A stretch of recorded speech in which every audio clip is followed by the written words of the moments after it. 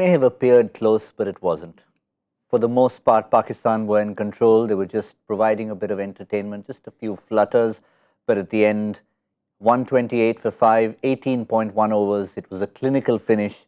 And it took a couple of cameos just to ease the nerves. Mohammad Haris there, 31 of 18. We're going to keep asking the questions. Where's he been all this time? And up the top, once again, runs for Rizwan and Babar Azam, but not quite in the convincing fashion that will have Pakistan fans saying we have completely ticked that box. But another important number, 6 times in 8 T20 World Cups, Pakistan have made the semi-finals. That's more than any other team. We often think of consistency as being a buzzword for the New Zealands of the world. Well, Pakistan have been getting there more often than not. Of course, they were champions in 2009. Quick look at the points table and the reason why things have changed, but we'll have a look at it in a moment. Let's get our guests in on Cricbuzz Live. Zaheer Khan, Joy Bhattacharjya. Even if we don't see the points table, we know Pakistan are through. India have to win to be through. Yeah, India. Well, India are through. India have to just to be win to be in first place. Yeah, India have to win to first place. Every Pakistan fan is just looking back. 1992 semi-final against New Zealand. They are hoping that India wins, and it's exactly the same. They play that semi-final against New Zealand. It's like who's going to be the Inzamam this time, because so much of history, bad start of the tournament. But that is exactly the kind of counterintuitive. The thing that you told us, that Pakistan have actually reached most semi-finals, is something everyone associates Pakistan with being this really good, inconsistent team. And I was just amazed to know that they've reached that often. Yes, I think me and Mark Boucher probably don't like early mornings. I would get massacred for saying India could get through. Yes, after the result of the morning game, when South Africa lost to the Netherlands, it was a guaranteed Q no matter what happened for India. But for now, Pakistan, this time, of course, forget the consistency. This was a true backdoor entry. Absolutely. I think they just started the day very well by seeing South Africa lose to Netherlands, and that really gave them this chance of going to the semis. And we did speak about if they have this kind of opportunity, any team who has this kind of opportunity, they are just going to go for it, and that's what Pakistan did. Even though the last 10 overs of the game were not particularly they'll be happy with how they've gone about finishing this match. But what mattered was just to make sure that they win, which was eventually was going to happen, with such a low total and such a decent start, and the 10 over mark, not losing wicket was something, which was really sealed the game there and then. Nawaz's promotion was still, baffling me at this point, but on the whole, from nowhere to reach here is really commendable, and going forward in the semis right now, that doesn't matter who they're playing against.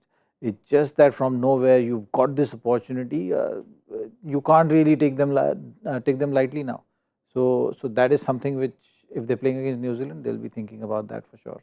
We were on Cricbuzz Combox when the wicket had fallen, and just because he walked in, we thought we'd just have a final question to Zaheer, and normally has a good comeback for just about everything. When I mentioned Mohammad Nawaz, he was silent for a good 7 seconds. No, I agree with you, because the first thing you say is that, okay, they have Nasoom Ahmed, they have Shakib, who were bowling in tandem. 2 right-handers in the crease. Okay, who do you send? You send a left-hander. Who is your number 3 left-hander for this tournament been? Shan Masood. Who's a left-hander? So, if you have to send a left-hander, send him out. Yeah. So, secondly, they would say that, okay, what is the other explanation? They could be trying a player out. Whatever the circumstances, do you try out a player in a match which is a virtual knockout match? It's a semi-knockout match for the semi-final. So, it was absolutely something we could not understand. It's very difficult to find the logic to that. But well, there's a confirmation of what happened. It was the experiment that didn't work. Then the man who should have come in came in finally at number 5, Shan Masood. Look how he delivered, 24 not out of 14.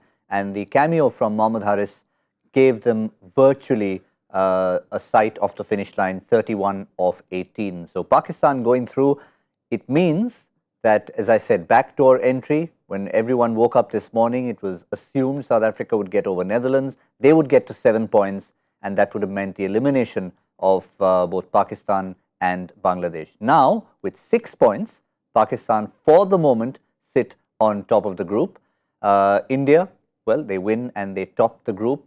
If India end up losing, they're not going to be not getting to the semis. They just will play a different semi-final in Sydney against New Zealand. So the other news, of course, the important news, the toss news from the Melbourne cricket ground. India have won the toss and they've taken the bats out. They're going to be batting first.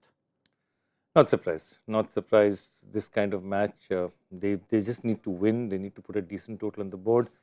Big ground, Melbourne.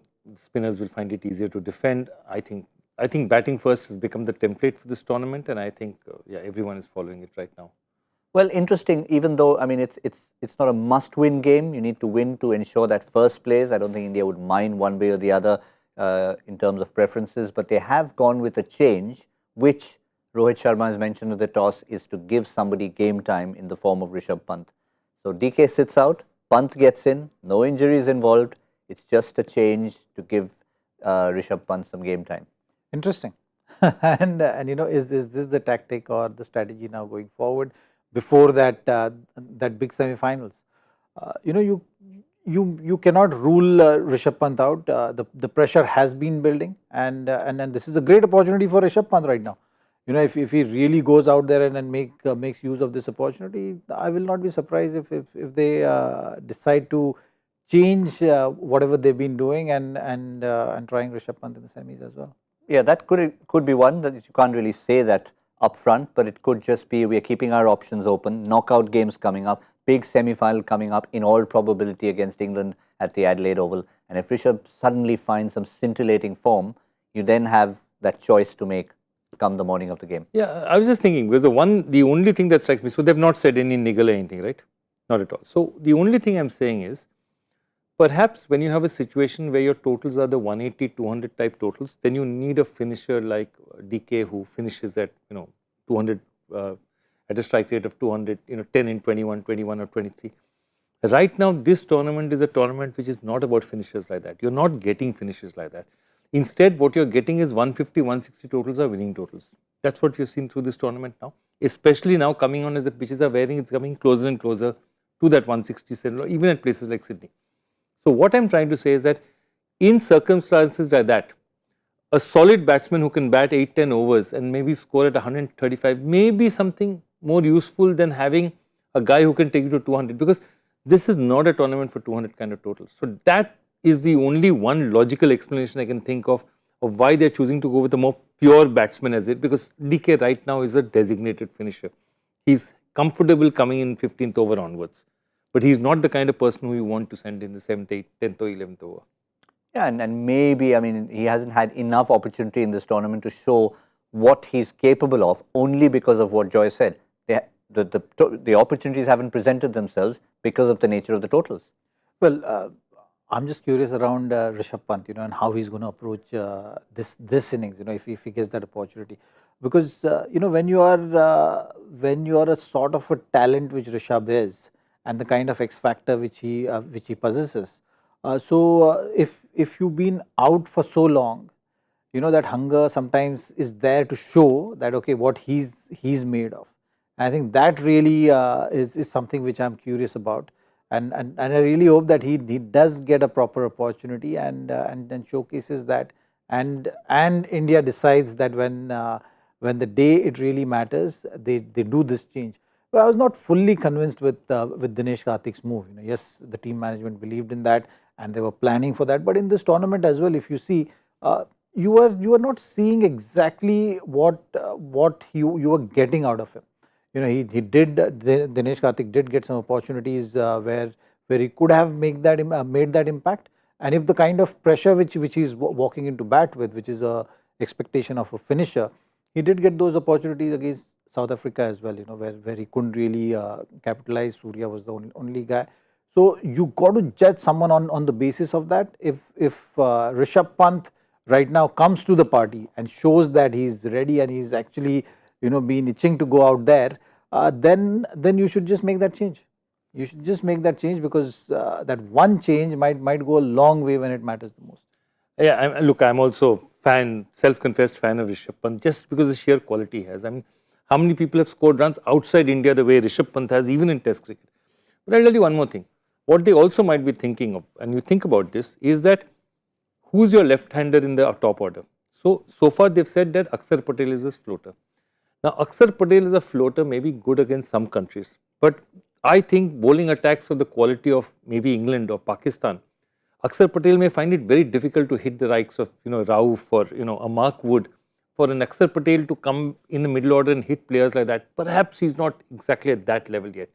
Whereas whether Rishabh Pant can hit them or not, it's not because of a lack of quality. I mean, look at it in terms of batting chops. Rishabh Pant is a far more assured international batsman, international test centuries as well, than Akshar Patel is. So, perhaps the other logic is that my floater who's going around is also a batsman who can play any bowling under any conditions. Everyone can get out, but I'm giving a bona fide batsman an opportunity. Well, all we can hope is that if it has to be about showcasing his skills, he gets a chance to India finish with 175 for 2 and he doesn't get to bat.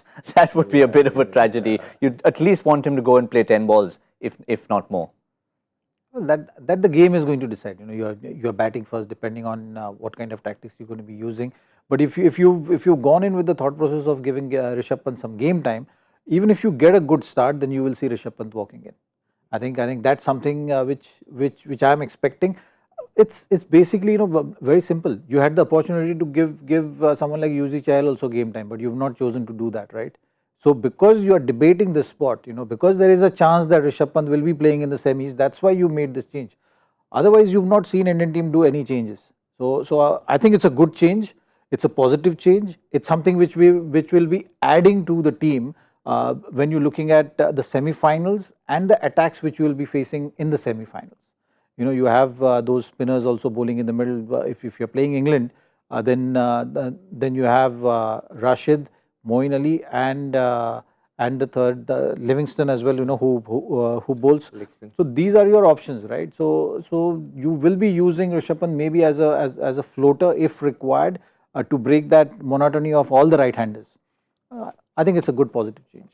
Yeah, certainly is. Whether or not he fits into that top order, whether or not he slots in with a good start, India's top order is always going to be the talking point, especially batting first right now.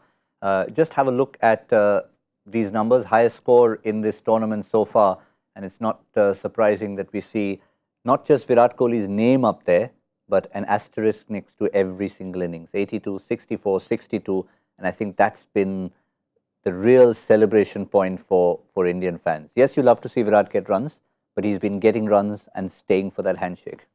He's been staying for the handshake. He's done really well. I mean, he's had an absolutely sensational tournament. But I think what is also this is telling you is that, look, how many batsmen are you seeing out there? Surya is also there.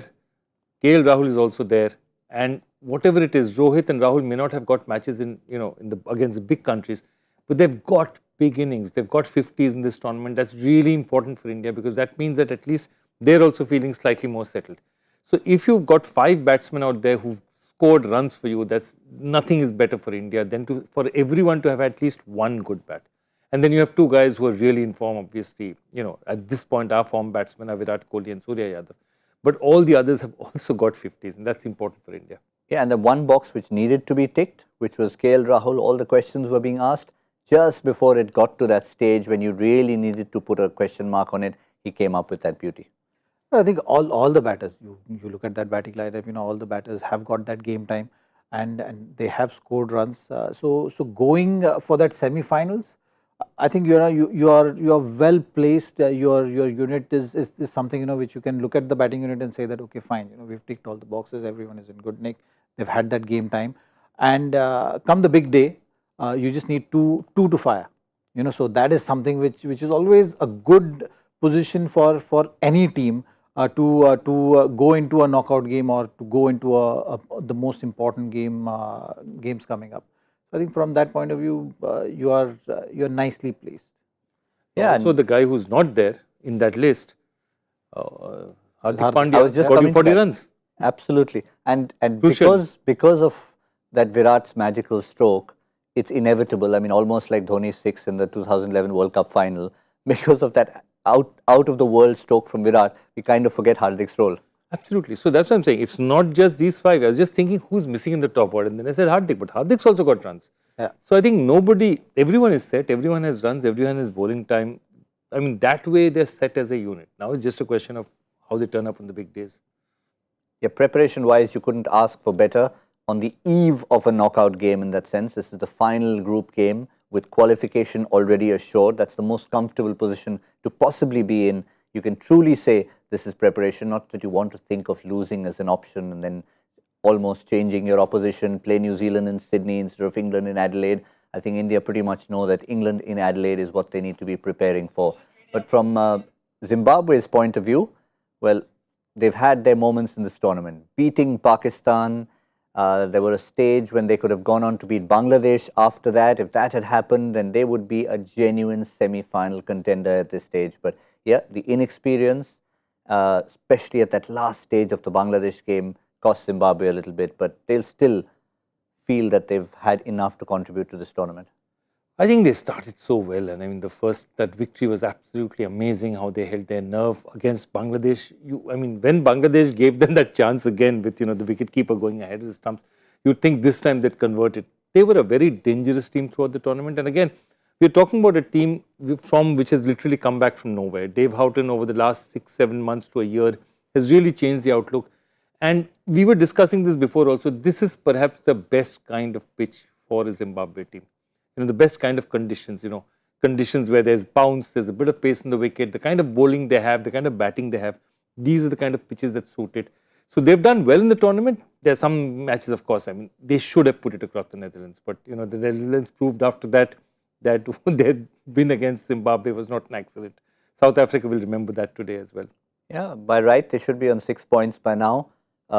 Beating the Netherlands, which is the form, beating Pakistan, getting over Bangladesh in a match which they were dominating those last stages, that gives them 6 points. Oh, add 1 for the 7. They got the opening game was washed out against South Africa. That's 7 points.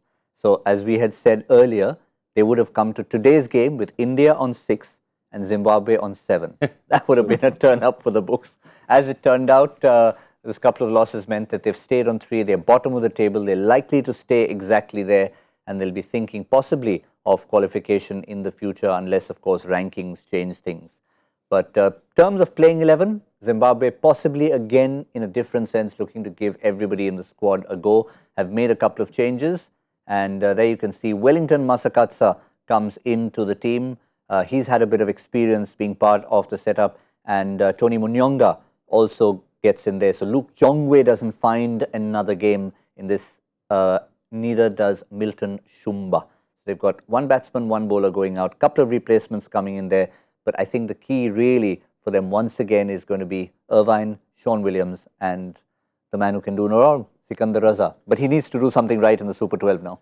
I think that's what. He's had an absolutely sensational start of the tournament. He's got Zimbabwe to where they wanted. But in these big games, he is not really contributed. And that's the thing they'll be looking at, because everyone else has given them something. I think their bowlers have really done well for them, but Sikandar Raza needs to have a big one. He needs to, this has been a fantastic tournament for him, he needs to end well. And Wellington Masakatsa needs to be more than just an answer to your quiz question. I tell you, yes, I remember why that question was there also. Yes, Hamilton, Wellington, yes, all venues, the Masakatsa brothers. The Masakatsa brothers. But yeah, it's an opportunity for them to try and just play free-spirited cricket. Their bowlers have done the job, particularly against Pakistan. And they'll obviously want to maybe cause a few flutters to India. Yes, we've been talking about on these pitches, these grounds, that 150, 160 total is very important. So as a bowling unit, if you're bowling first right now, that should be your plan. You try and restrict any team. So today you're playing against India, you make sure, find ways of how you can contain them around that total, and then hope that your batters go out there and get those runs. Their batting has not been consistent. That has been their worry. Sean Williams is the only guy who's been getting runs in the middle overs, and Sikandar Raza have been not great with the bat in Super 12. So that has been the story of Zimbabwe so far. But he's been controlling the game in the middle overs with the ball. So Muzir Rabbani, Engarawa, and Raza are the 3 main bowlers from Zimbabwe who will have to really stand up today to contain, if they have to contain India to a decent total, and that is something which we have to wait and see how they go on about doing their business. The other thing they'll have to correct is what happened against the Netherlands. I mean, Sikandar Raza's only decent innings of substance came in that game, and he threw it away as well. They just went through complete madness towards the end. No, that's exactly. I mean, again, this is the one problem. Any team that suddenly thinks that they need to score 180, 190 as a total are just throwing it away. And they're getting out for the 120s, 115s, 130s. Any team that's looking there and saying that, okay, no, I'll just try and get to 130, 140, and I know in the end I'll get another 10, 15, 20 extra runs. That's the template that seems to be working right now. And I think this is a good batting side, because exactly the game against the Netherlands, I mean, actually the Netherlands bowling got more wickets this morning. Against Zimbabwe, the wickets were given away to them. And I think that is the big difference. They'll be looking at that, their coaches will be looking at them and saying, don't give away your wickets. You didn't get out. It's not that the balls were, Jaffas or really good deliveries. You just gave away your wickets. And Sikandar Raza especially, it was just... Probably the temptation of those short boundaries at the Adelaide Oval. It just looks next door and you want to hit everything for 6. Today is going to be a different kettle of fish. You're playing at the G, the MCG, it's going to be a lot further away. There's nothing where you can just look over your shoulder and see a boundary staring you in the face. What about all of you? Always like to hear from you. Hashtag Ask Cricbuzz Live. You keep your questions coming every day. We read through all of them.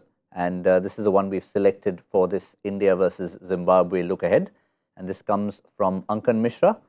And he asks, India managed to win against Pakistan and Bangladesh out of seemingly losing positions. Is this a good or bad sign going into the semis? I think we've talked a lot about this. Is it something you look at as a blessing in disguise? We've had our bad day. Or does it expose any chinks in the armor? Probably the former. No, I think it's fantastic. I think especially the way India played against Bangladesh, because everything seemed to go against India. And everyone's talking about the fact that Bangladesh were called in when the conditions were still wet. Wet conditions means our spinners get no purchase at all. Fast bowlers find it difficult to grip the ball. The ball is going to skid on. That means it's not going to do anything to you. Nothing is going to grip. So all that was against India. The fact that India got back is a credit to India, and also getting back through unusual circumstances. KL Rahul getting a run out. That was basically what the first wicket you got. So all I'm saying is there was a certain strength of character that the Indians showed, which was absolutely fantastic. It was a team that said we will not give up. And all good teams are like that. You reach a stage where you say, the Australians never gave up. You had to beat the Australians. They never beat themselves. They never lost themselves. And I think this Indian team is trying to do just that, saying, we will not lose. You will have to play better cricket to beat us.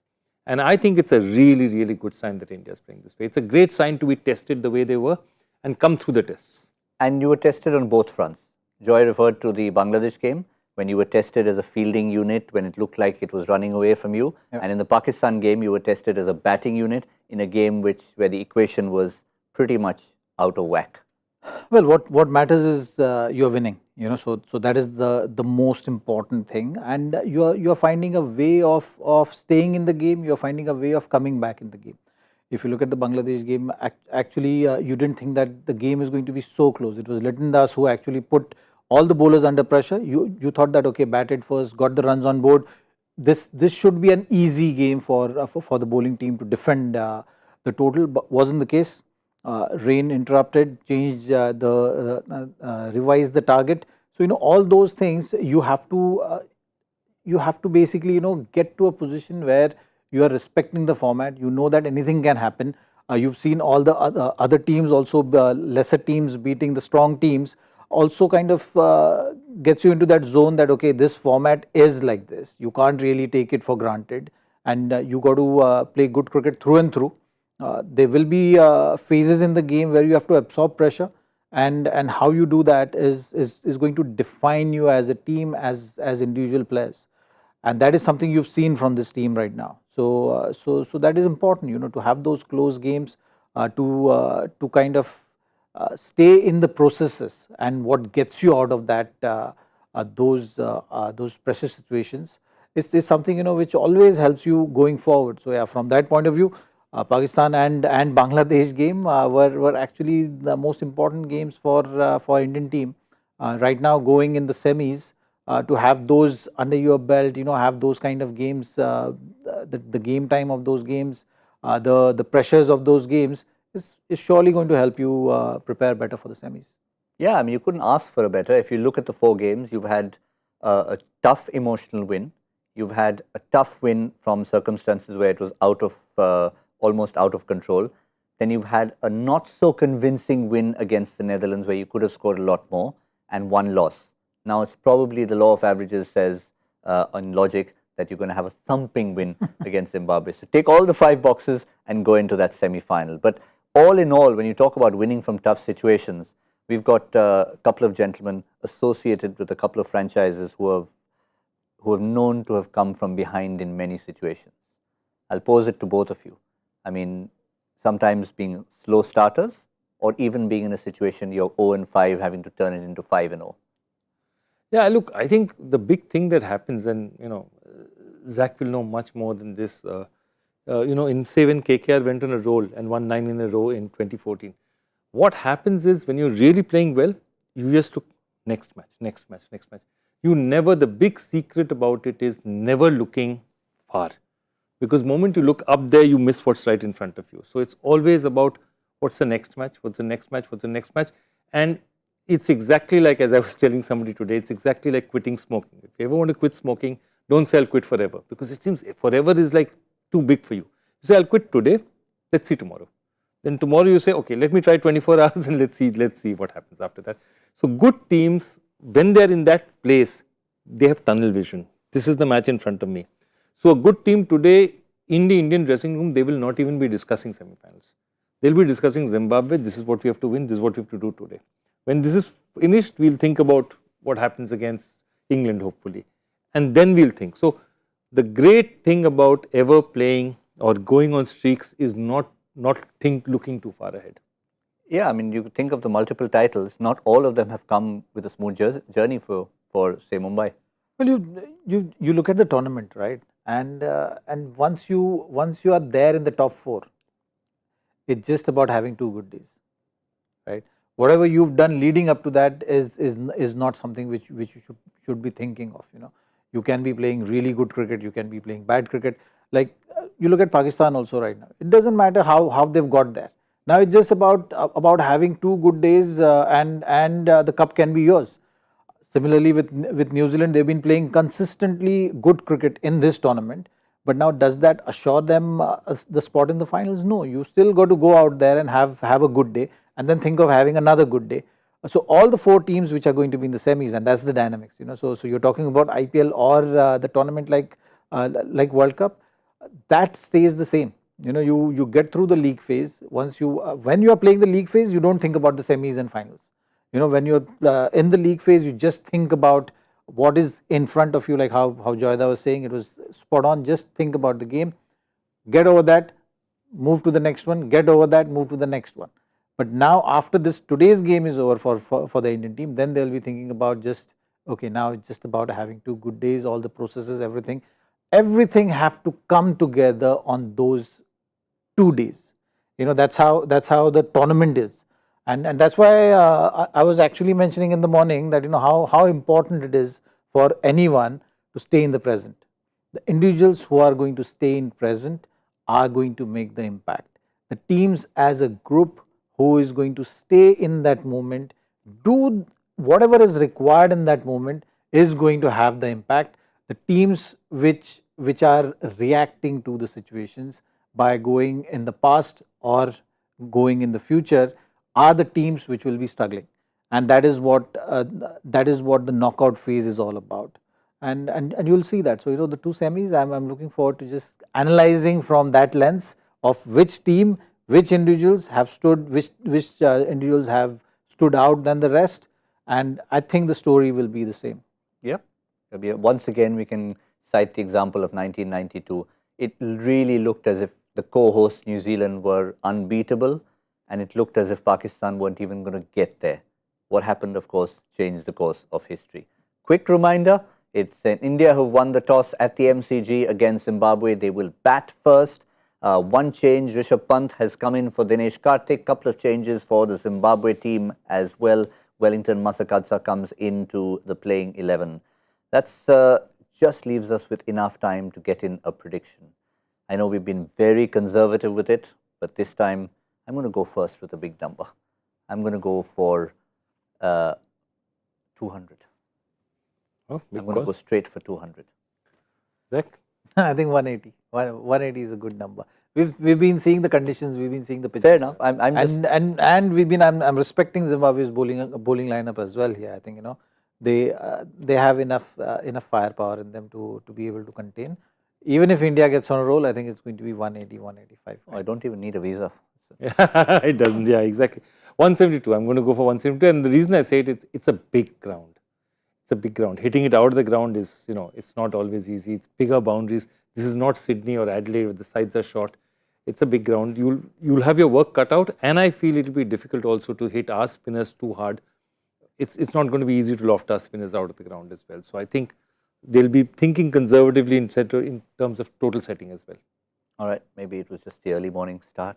Over ambitious, but nonetheless, we've got the runs on the board as far as we are concerned. Now it's India's turn to get runs on the board. Final league game of this entire tournament before we head into the semi-finals. Third game of a big triple header on Super Sunday. We'll see you on Cricbuzz Combox. For now, from Joy and Zaheer and myself, that's all on Cricbuzz Live.